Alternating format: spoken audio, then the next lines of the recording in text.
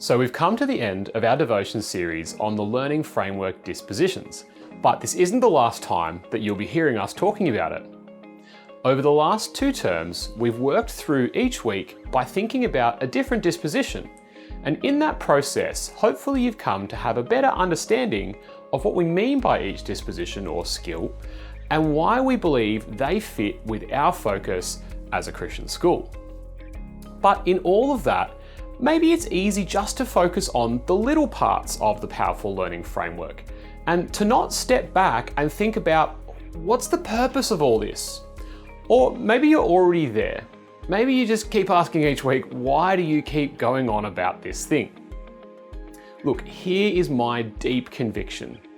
No matter where you are in life right now, and no matter where you are going to go in your future, you will need to continue to learn.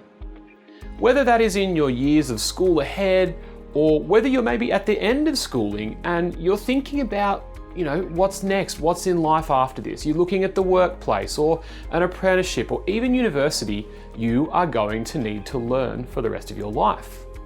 But we know that lots of people go the whole way through their school learning experience, learning lots and lots of stuff, but not actually becoming a more effective learner. That is, they don't actually develop effective habits and practices of a good learner. So, we are on about this as a school, as we believe that the 20 dispositions that you've been going through over the last 2 terms, we believe that ultimately they will be helpful to you, not just for navigating school, but for navigating life. Sure, as a student right now, your ability to think, to work with others, to practice your learning, to stick at difficult things, and all those other things, they matter right now. But I can tell you, as someone in a workplace, I use those same dispositions every day. I need to be able to work with a variety of different people. I need to be able to reflect on my own skills and my own areas for improvement, and then I need to actually identify what I'm going to develop and practice it. And then keep practicing, even when it's difficult. But broader in my life, I'm a husband and I'm a dad of 3 young kids, and I constantly use these dispositions in my own family life. Because look, I believe that I need to learn every day how to be better at loving my wife and how to be better at loving my kids. I need to exercise noticing when my children don't seem their usual selves. I need to use empathizing when they're finding something difficult and I'm not quite understanding. I need to persevere when they are being difficult. I need to bring my full attention and concentrating to them and not be distracted when I'm in the moment with them. I need to imagine what their future might be like and then collaborate with my wife about how we want to raise them to live well. And look, importantly as well, on a spiritual level, I exercise these all the time in my Christian life as I seek to become more like Jesus.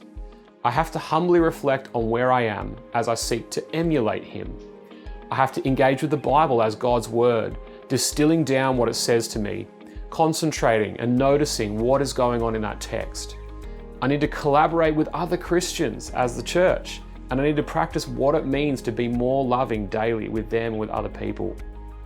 You see, these skills aren't just some abstract, useless thing that maybe they'll help you a little bit in school. These are skills for life. And you may notice that I've been using the word dispositions for the most part, not just skills. Why? Well, look, a disposition is a skill that you do so much that it's just your habit.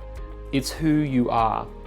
So our hope for each of you is that you have the opportunity to practice developing these dispositions in your learning and in your life through the whole course of your school, so that as one day when you leave us, that you will be far better placed to keep learning independently in every aspect of your life, and you will just be a more powerful learner.